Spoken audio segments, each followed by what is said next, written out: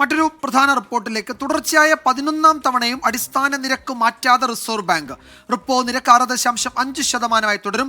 ഭവന വാഹന പലിശ നിരക്കുകളിൽ മാറ്റമുണ്ടാകില്ല. പണപ്പെരുപ്പം ഉയരുന്നത് ആശങ്കയാണെന്ന് RBI ഗവർണർ ശക്തികാന്ത ദാസ് പറഞ്ഞു. ശ്രീനാഥ് ചന്ദ്രൻ മുംബൈയിൽ നിന്ന് വിവരങ്ങൾ നൽകും. ശ്രീനാഥ്, കേന്ദ്ര സർക്കാർ ഭംഗ്യന്തരേണ അല്ലെങ്കിൽ അനൗപചാരികമായി RBIയോട് ഈ നിരക്ക് കുറച്ച് ആളുകളുടെ പലിശ ഭാരത്തിന് ഒരു ഒഴിവ് കൊടുക്കണമെന്ന സൂചന നൽകിയിരുന്നു. പക്ഷേ RBI ഇതിന് തയ്യാറായിട്ടില്ല, നിരക്കുകൾ മാറ്റാറായിട്ടില്ല എന്ന നിലപാട് തന്നെയാണ് എന്ന് തോന്നുന്നു, അല്ലേ?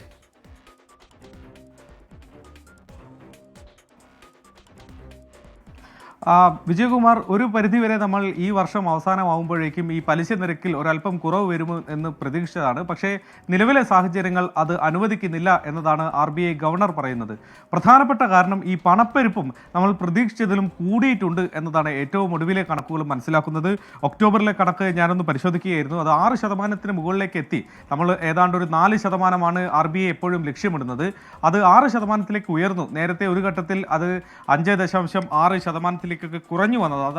അത് വീണ്ടും ഉയരുന്നു എന്നത് ഒരു ആശങ്കയുണ്ടാക്കുന്നത്. അതോടൊപ്പം തന്നെ രാജ്യത്തിന്റെ ഒരു വളർച്ച GDP റേറ്റ് പരിശോധിക്കുമ്പോൾ 7.2 ആണ് നമ്മൾ പ്രതീക്ഷിച്ചിരുന്ന ഒരു വളർച്ചയെങ്കിൽ ആ ഒരു അനുമാനം അത് 6.6 കുറയ്ക്കാനും ഈ റിസർവ് ബാങ്ക് തയ്യാറാവുന്നുണ്ട്. അതായത് രാജ്യത്തിന്റെ വളർച്ച ഒരു പരിധി വരെ അതിന്റെ ഒരു വേഗം കുറയുന്നു, അതേസമയം പണപ്പെരുപ്പം വലിയ തോതിൽ കൂടുന്നു. ഇങ്ങനെ ഒരു സാഹചര്യത്തിൽ ഇപ്പോൾ പലിശ നിരക്ക് കുറയ്ക്കുന്നത് അത് ആ ഒരു കണക്കുകൂട്ടലിൽ വിപരീത ഫലമുണ്ടാക്കും. അതുകൊണ്ടാണ് RBI 11ാം തവണയും അതിലൊരു മാറ്റം വരുത്താൻ തയ്യാറാവാത്തത്. അതുകൊണ്ട് നിലവിലെ പലിശ നിരക്കുകളൊക്കെ ഇപ്പോൾ ഭവന വാഹന വായ്പകളൊക്കെ ആണെങ്കിൽ അത് അതേപടി തന്നെ തുടരും. അതിൽ ഒരു മാറ്റവും ഈ ഒരു ധനനയ സമിതി യോഗത്തിന് ശേഷമുള്ള പ്രഖ്യാപനത്തിൽ ഉണ്ടാകുന്നില്ല. വിജയകുമാർ. ശ്രീനാഥ് ചന്ദ്രനാണ് വിവരങ്ങൾ നൽകിയത് മുംബൈയിൽ നിന്ന്. ശക്തികാന്ത ദാസയ്ക്ക് ഇനിയിപ്പോൾ സർക്കാർ ടൈം നീട്ടിക്കൊടുത്തില്ലെങ്കിൽ അദ്ദേഹം പങ്കെടുക്കുന്ന അവസാനത്തെ പണനയ അവലോകന യോഗമായിരിക്കും ഇന്ന് അവസാനിച്ചത്. പുതിയ RBIയുടെ ഗവർണർ വരേണ്ട സമയമാകുന്നു. അല്ലെങ്കിൽ സർക്കാർ അദ്ദേഹത്തിന് ഒരിക്കൽ കൂടി ടൈം നീട്ടി നൽകണം.